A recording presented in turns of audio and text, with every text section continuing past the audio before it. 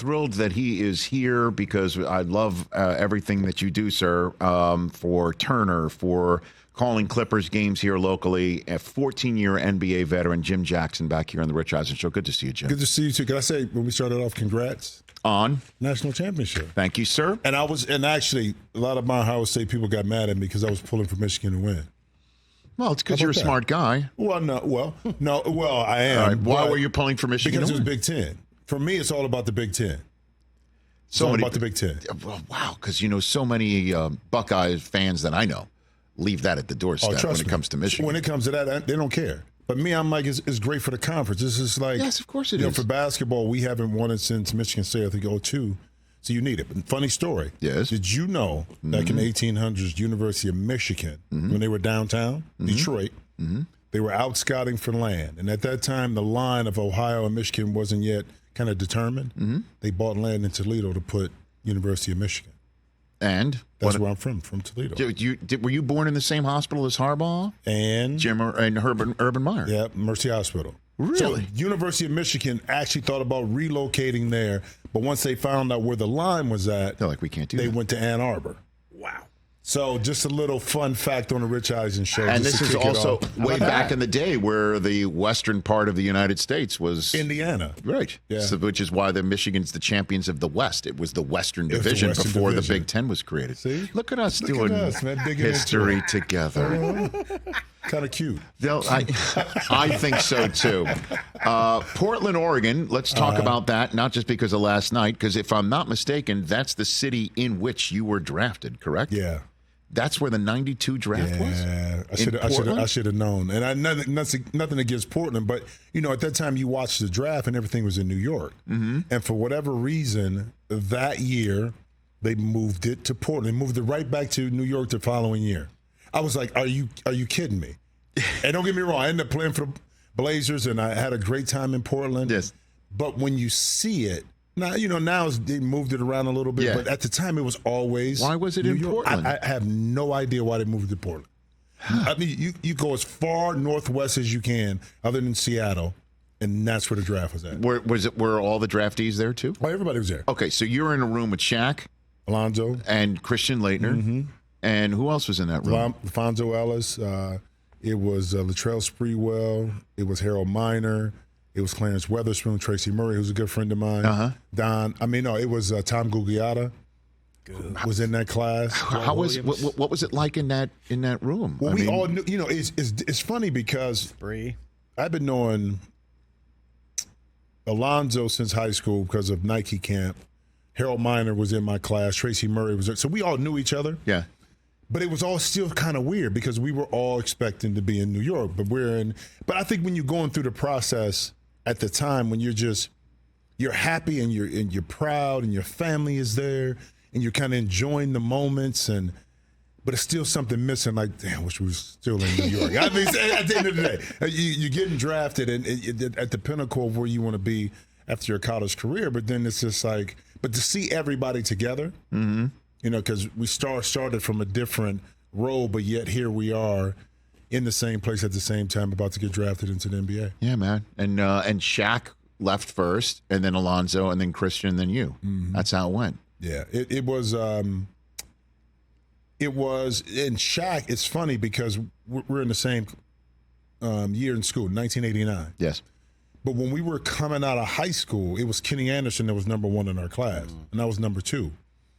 The reason why Shaq wasn't that highly rated is because he was playing basketball in Texas. At the time, Texas, you really couldn't go play in outside basketball camps like Nike, 5-Star, Blue Chip, Metro. So Shaq never really got the publicity until we started playing into postseason All-Star games. That's when it just all blew up and everybody was like, yeah, okay. We get it. Well, you got a good Shaq story from back in the day? Or? Yeah, we almost got kicked out of the McDonald's All-American game. What do you mean? We're 18 years old, man. We're in Kansas City. So we're hanging out, some things we're not supposed to be doing. We're just messing around, and some people got wind to it. It was real close. So I always blame it on Shaq. That it was your fault. You was a bad influence. Mm-hmm. And he blames it on me. Of course. But now you're grown men. And we still blame it on each other. Of course. That ain't changed. So that you were not representing the Golden Arches very well, is what you're saying back then? No, actually, it wasn't too bad. It was not bad enough for us not to participate in the game. Put it that way. Okay. It's just 18-year-olds just doing some dumb stuff. Okay. Now look at you guys now. I know. Working for Turner together. Yeah, we might be 50-something doing some dumb stuff. Jim Jackson here on the Rich Eisen Show. So then let's talk about what went down in Portland last night. Lillard goes back. It's Doc Rivers' second game. They lose for the second straight time. Mm-hmm. Obviously, Lillard wants to win there. I'm sure real bad. Uh-huh. What are you concerned about the Bucks, or in danger of going from like second place to about fifth or sixth in the East right now? I was concerned before that just because the chemistry at the beginning of the season. And Adrian Griffin was a really good friend of mine. Mm-hmm. Actually, we played together with the Rockets, and I knew it was going to be a tough ask because of the expectations of what the Bucks organization in that city wanted to see from that team. And when you make those strategical changes like you did, and it doesn't seem like a lot, but when you bring a Dame in and you lose a Drew Holiday, the dynamics are so different in how they operate, how the team operates.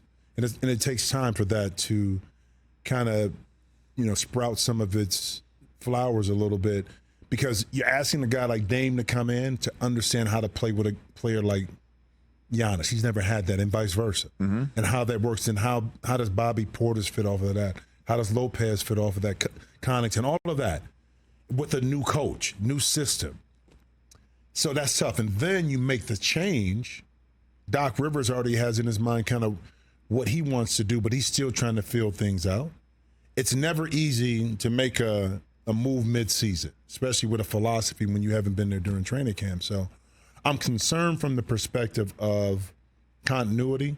I'm not from a talent perspective. Can they get enough continuity with Doc heading into the end of the year, into the playoffs, and gain some momentum? That's the thing. With got 2 months, right? Pretty much. And you know how fast 2 months goes by. And you got to keep in mind that you're not practicing. So it's different, like, if you could practice and really dig into some things.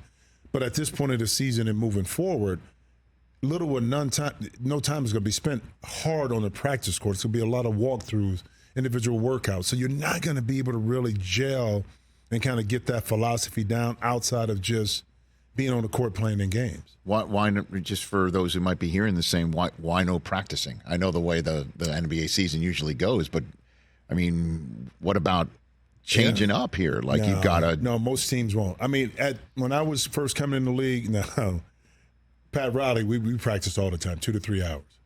But generally, most coaches, as you kind of bled into the NBA season because you're playing so many games, you pull back on practice. You might have 1 or 2 hard ones during the week, maybe, depending on your travel schedule. If you have a long, homestand at home, then you can put in a little bit more work of practice to do it. But it's not going to be enough to where I believe it makes a strategical difference to really hone in what you got to do. It's going to be cause and effect, cause and error, learning on the fly, and a lot of film work of what they want to do with Doc Rivers. So what does Doc want to do? What do you think he can do to affect something in the next 2+ months to get this thing in where, obviously, listen, Giannis, you mentioned, Holiday gone, but Giannis basically told the Bucks over the summer, like, hey, like, you can do something? Yeah. Like, basically, you're going to make your move here? Well, and then they went ahead and got... Too. Coaching-wise. Right. Because you think about it, if he wanted Bud Sitter, and I can't dig into his mindset because I don't know, and I try to stay away from that. Yes.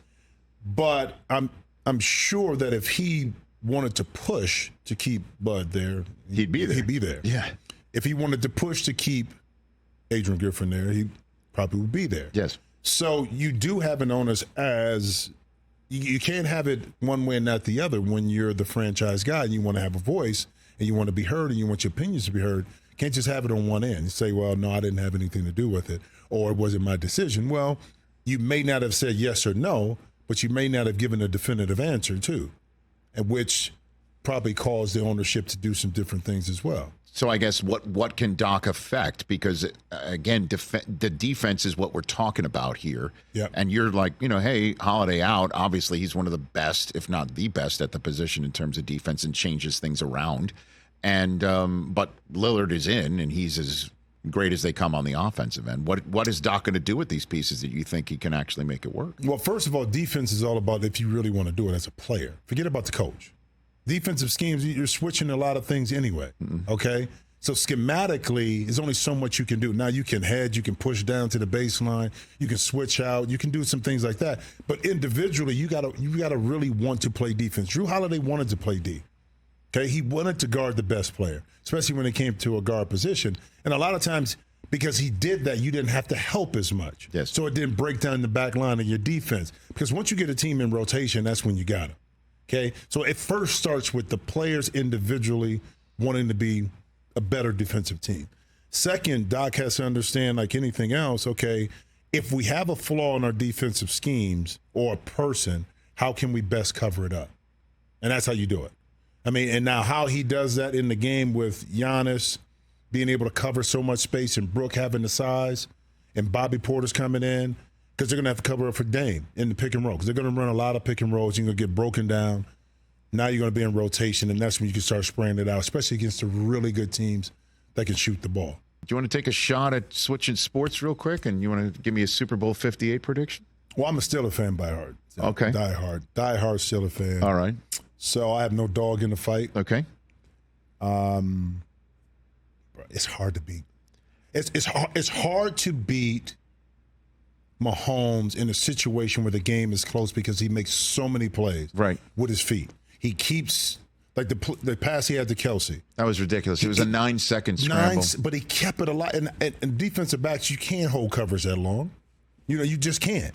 So it's hard to go against Patrick Mahomes and Andy Reid. It just, schematically, what they were able to do in their last game, it's just like you sit back and you're watching a masterpiece at work. And it's, as much as I love San Francisco and the defense and what they're doing, I just think it's like Belichick used to take plays or things away from what teams did well defensively. Yeah, right. Andy Reid can do that. And I think it's going to be a closer game, but I can't discount Kansas City. Yeah, it's just an air of Mahomes taking the Brady mantle right now in the NFL. And it's just the general sense, again, obviously you played in the Jordan era too, where you got the sense, well, for Ewing and Malone and a bunch of Drexler, there's like wrong time and for you to play. Too, is his supporting cast in regards to his receivers as talented as they were before? Yeah. People will say, well, no. But because of the way the system is built and the way Patrick Mahomes is and the offensive line and Kelsey down the middle opening up opportunities, now those receivers don't have to be great. They just have to be good and catch the ball when it's thrown to them and make plays when they have it. And that's what makes them so tough. Those guys don't have to be great for them to win. Back here on the Rich Eisen Show Radio Network, Jim Jackson is here. Check him out nationally, Turner, and obviously, are you doing the NCAA tournament again? NCAA Fantastic. tournament. Yeah. You're great at it, man. You really are. And I do enjoy watching Clipper games when you're at the microphone here locally as well. And we just talked about how there's not much practice time and there's not much time to, get acquainted with a new coach or, certainly in the middle of a season. How about adding somebody like Harden in the middle of I guess at the start of a season? Yeah. And man, has this worked out. Oh. It's seamless. It feels like he's been playing with Paul George and Kawhi and the rest of this team for years. Yeah. It feels like that. Right? Honestly, you're watching the game and he fits perfectly into this whole thing. And I'll speak on behalf of a lot of Clipper fans. Like, where's the trap door on this thing? Like, what's happening here? Like, this looks great, and the perfect coach for it too. Like, Ty Lue is pushing every right button. The rotations look great, even when like Zubac is out right now. Amir Coffey is suddenly like dominating when he's out there on the floor every now and then. Yeah. So, what do you think here? It's first of all, management, and all franchises understand this. When we're going through the trade deadline, and management, I think, has a keen understanding of what they have and what they don't have, and what they need. I felt that management with the Clippers felt that they needed a more dynamic person in the pick and roll, someone that can also spread the court, and that was James Harden. And that's no disrespect to Russ, who's on the second unit doing a heck of a job. And it's no disrespect to Nick Batum, who got traded, and Robert Covington and Marcus Morris. But they needed something else. Now, within that, too, they also knew that there was a redundancy at the power forward and small forward position. With those three I just mentioned, then now you have Terrence Mann, but you also have Coffey. You also have Paul George and Kawhi. Norm Powell, too. And Norm Powell. So what happens is when you make that trade, not only do you bring in a dynamic pick-and-roll player, passer, finisher at the basket, can throw lobs, and can spread the floor, you thin out that roster, and now you have players who understand what their role is, how many minutes they're going to play, when they're going in. Before, you didn't have that, so it was disjointed. Now, as good as management was at identifying what they needed, James Harden had to be on board to play the right way, okay, or it never will work. So at the beginning, when Ty Lue tried to start all four, I think he did it out of respect more than anything else. But it showed that, okay, this is probably not going to work the way it is. But once James got in the lineup, and I said it'd take about 15 games to figure it out. But the thing that James Harden did, he came in and he wanted to facilitate. He wanted to play and pass. He worked with Zubac and Mason Plumlee after shoot-around, after practice on the pick and roll. Yeah, he did. He's still doing it today. He is. Okay, and Daniel Tice. Because he wanted to make sure that they knew where the passes were coming from and set it up. So a lot of it had to do with the maturity of James Harden to play a certain way. That allowed everybody else to feel comfortable. And once Paul and Kawhi figured out how to play with James, and now the rotations began to be set, 8 or 9 players, now you saw them take off. And it goes back to management identifying what they want. They thinned out the roster, but then the individual players kind of took a step back a little bit and said, for the betterment of what we really need to do, let's give a little piece to get more. They look great. They really do. And Harden doesn't have to score 35, 38. But by the way, Kawhi doesn't. is now. But Kawhi suddenly is on More occasion. efficient, too. He's unreal. Which this just in, but it really is working particularly well on every possible front. I think they can threaten Denver, don't you? No question. But here's a challenge, too. Rich, you've been around this. I tell people this all the time. It's as challenging having no talent as it is having a plethora of talent. Sure. Because when you have no talent, you got to figure out how to manipulate the situation to be competitive. When you have all this talent, now you got to figure out minutes, egos, and injuries, okay? That's what coaches do during the regular season. Minutes, how to manage minutes, egos, and injuries. Once you get to the playoffs, that's when you dig into the X's and O's. Yeah, that's when Riley tightens that rotation. Right. So right. Think about it. Ty Lue, this is what makes him so great. One, his communication. He'll communicate with the star players and they understand it. He did it with LeBron. LeBron at times probably didn't like it, but he respected it. Okay? That's how Ty is. Ty puts you in a situation where now you can be successful. Okay? But it's always a challenge. Okay? How do I get Kawhi shots when he hasn't touched it in a while? How do I get Paul shots? How do I keep Norm here? How do I make sure James is effective in the pick and roll? All these things that the normal fan doesn't think about, all that has to go into why the continuity has finally kind of leveled out. Is you go back to the bench and how they want to communicate, one, with these players, two, allow them to be who they are, but also understand to put them in a position when they can be successful. I love it. Jim Jackson here on the Rich Eisen Show. And in terms of thinning out a roster while making a trade, I kind of feel like that's what the Knicks did with the trade with R.J. Barrett and IQ to Toronto and bringing in OG Anunoby, like taking away some sort of a redundancy that they may have. And certainly, I guess when you can have some kids come off the bench and fill in and then just let Brunson do his thing. Oh, my God. Let him do his thing. Here's when I knew that Jalen Brunson was going to be the guy. I mean, just really a solid pro. When he came in as a freshman to Villanova, I got a chance to cover him. He's the number 1 point guard in the country. He could have went anywhere and started. You know what?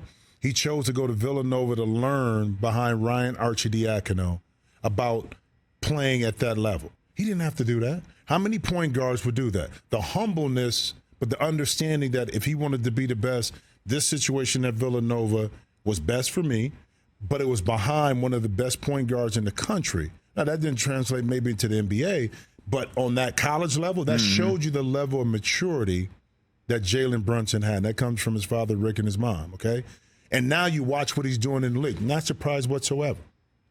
And now they thinned it out, but I do think they do need New York a backup point guard.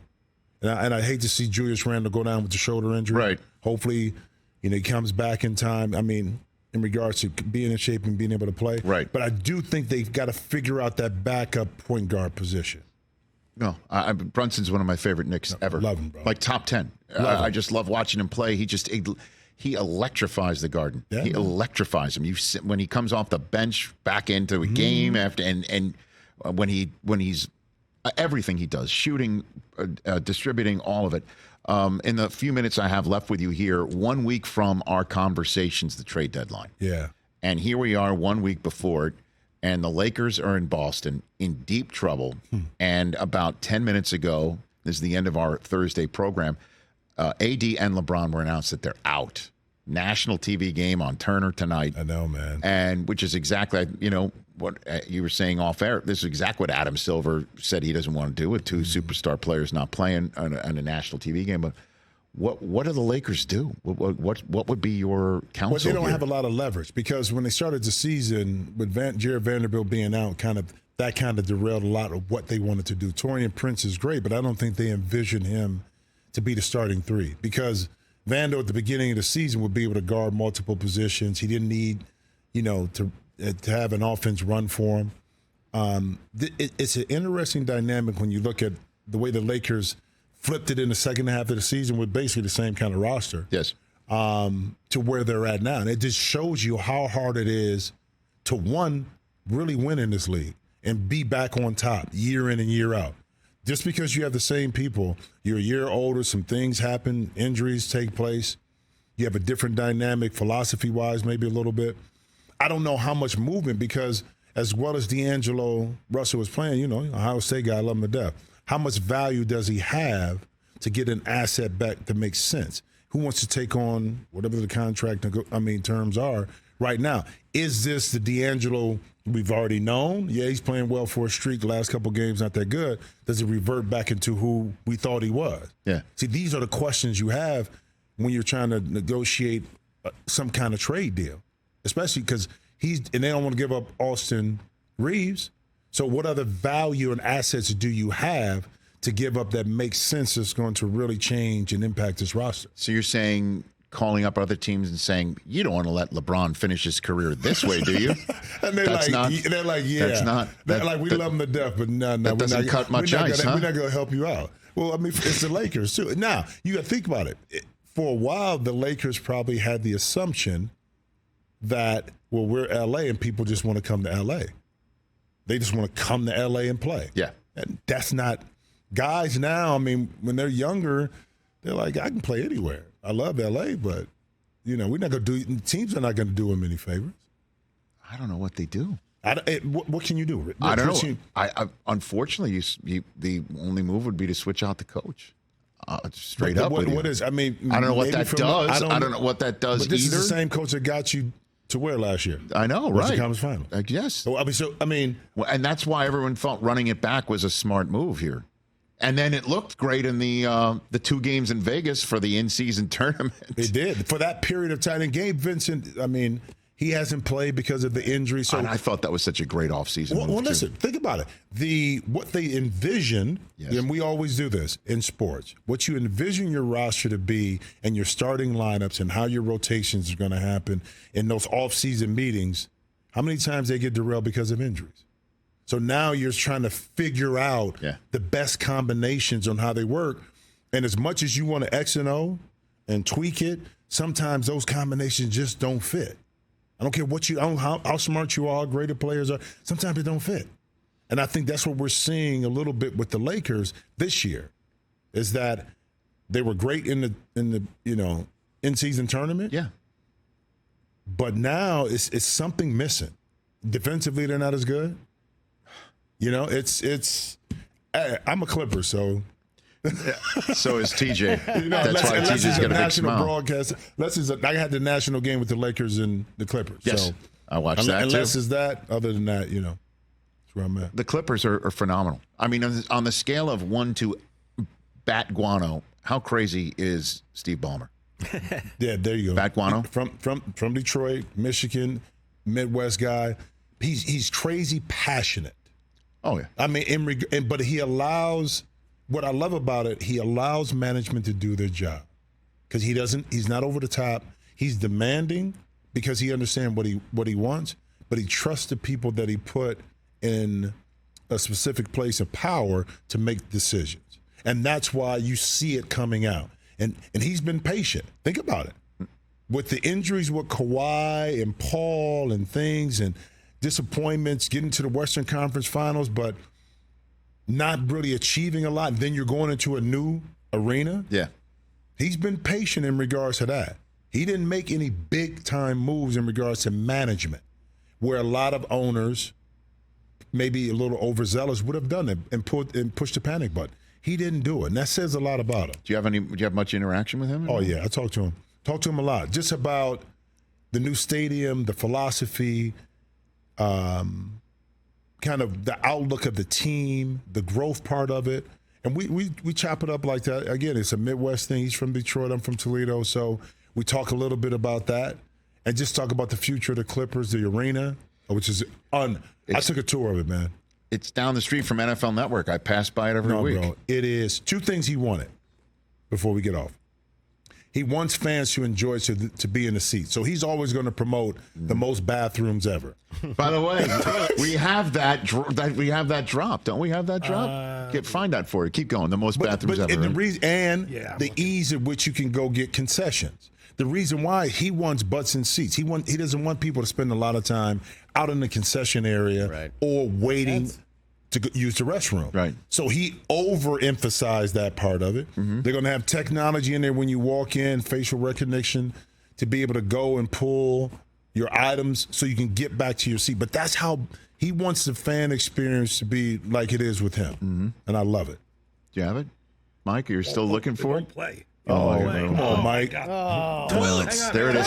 There it is. Toilets. Toilets! There it is. It wouldn't play. Because he kept on talking over and over again about what the new stadium's going to have, and then he screamed out that word, and we're like, we just got to have that. We play that every now and then when a team doesn't do very well. Well, I'm going to tell you this, though. When that arena is done, the measuring stick of other arenas it's going to look at that. I can't wait. Because what they've done, not only for them, but for the visiting team and just for the community.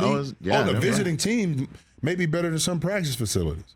It's unreal, man. And Jimmy, what do you know about the wall? A lot of people don't know wall? about that. Yeah.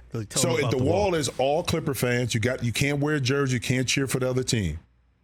What do you mean it's a wall? So it's a wall. That's a section that is at the end zone of the basket, but it leads up, and it's up a little bit higher.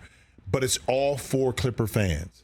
So when you purchase tickets there, you're going to be vetted, and you have to be a Clipper. You can't be any other fan. What if somebody just wears like a Kawhi jersey, and then they take it off, and underneath there's like a LeBron jersey? Come to get you. Are you serious? They'll come see you. Yeah. He is not when it's your arena, you can do what you want. Okay? It's your arena, your team, do what you want. Well, actually, I think there's a place that they're going to put somebody with the wrong jersey, right?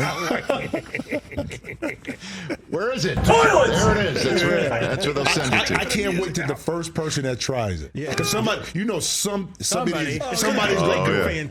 going to do it, right? A Lakers fan will do it. Come on, all day long. Somebody go get in there and try it. Jim Jackson here on The Rich Eisen Show. You're awesome, man. Catch The Rich Eisen Show every single day on the Roku channel, 12 to 3 Eastern, for free.